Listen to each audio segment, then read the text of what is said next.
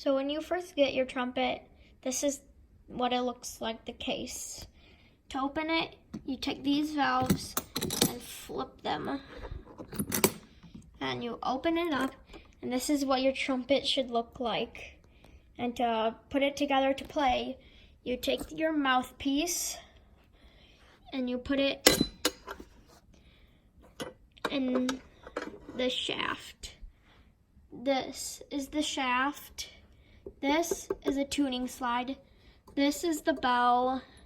These are valve 1, 2, and 3. And these are spit valves.